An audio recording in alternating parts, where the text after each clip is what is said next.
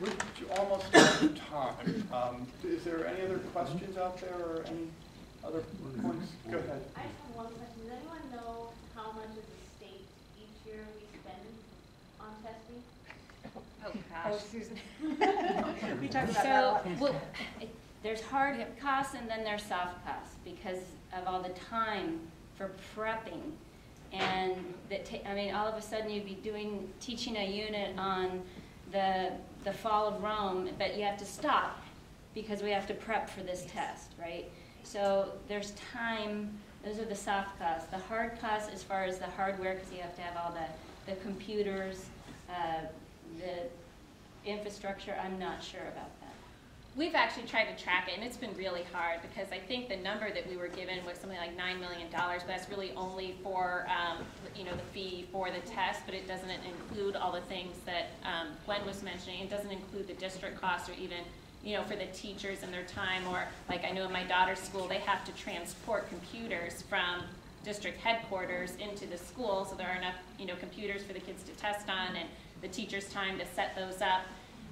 So it's really hard to get that. We've gotten some numbers on kind of the new tests that are coming out through something called the Smarter Balanced Assessment Consortium due to the new standards, and it's a fair amount of money. Again, it's really hard though. I'm sorry I don't have all these exact numbers, but it's because it's in, I guess, so many different line items, but it's a fair amount of money, but I think even more worrisome is just the amount of time that's spent on it. So, but it's least like hard cost is at least 10 million.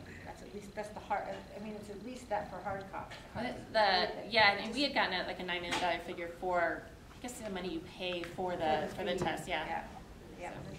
And then there's all the materials and something I think that people should also know with this database, this SBAC, it's Smarter Balanced Consortium, Assessment Consortium, and that when students take these tests, all of their information, and Chris can speak to this, is stored in a database.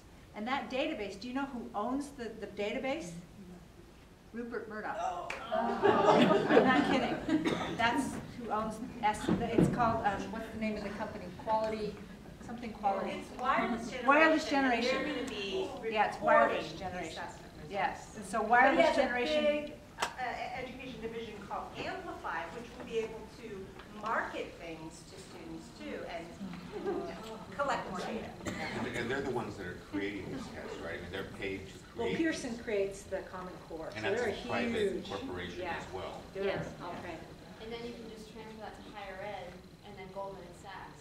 Yeah. Oh, yeah. That's a whole other story we could talk about.